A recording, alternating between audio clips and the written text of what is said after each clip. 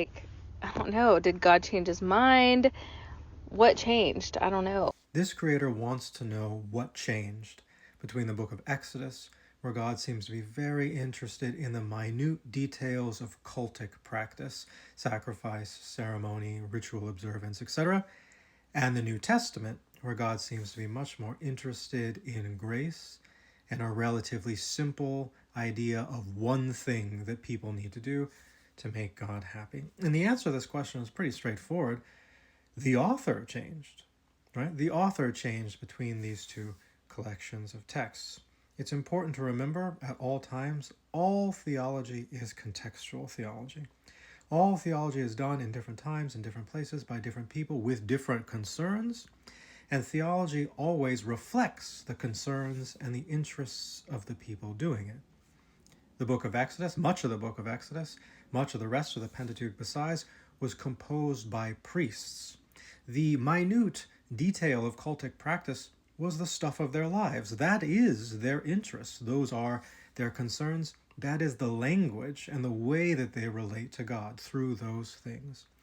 Whereas, at least so far as we know, none of the New Testament was written by a priest. Indeed, much of the New Testament seems to have been written after 70 CE, after the destruction of the temple, and therefore in like a post-priesthood world, in a world where the priesthood was no longer seen as a viable way of connecting with God. And as a result, its theology reflects the interests and concerns of people in a very different time who have very different lives.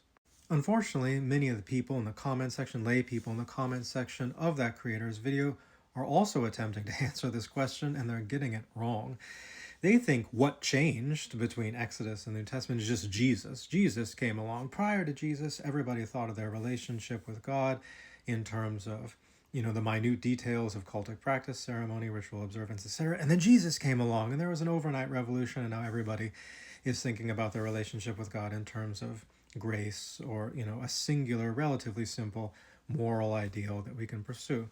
And that's not the case at all. That's not actually what tracks with this difference. And we know that because there are some parts of the Hebrew Bible or Old Testament that are actually older than many of these priestly parts, which have a very similar theology about a singular moral pursuit that human beings are supposed to engage in, that is much more common, or that is much more similar to what we find in the New Testament. So take chapter 1 in Isaiah, for example, where the prophet complains, I don't want all these, in using the voice of God, complains, I don't want all these sacrifices. Why are you bringing me all these sacrifices? Stop bringing me sacrifices. Stop with all these holiday celebrations. Seek justice instead.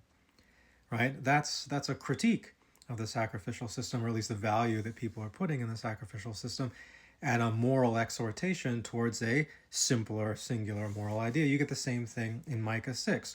What's good? Is bringing tons of sacrifice good? No, justice is good. Seek justice. Justice is what God fundamentally wants for you. These are late 8th century BCE prophets. Right? Many of the most priestly orientated texts in the Pentateuch are from the 7th, 6th, or even 5th centuries BCE. So this voice in the prophets that's emphasizing the pursuit of this singular ideal is actually older in some places than this priestly emphasis on the minutiae of ritual and cultic practice. So it's not the case that this is a difference marked by Jesus. This is simply a difference marked by the different contextual theological concerns of different authors who occupy different places in history and society.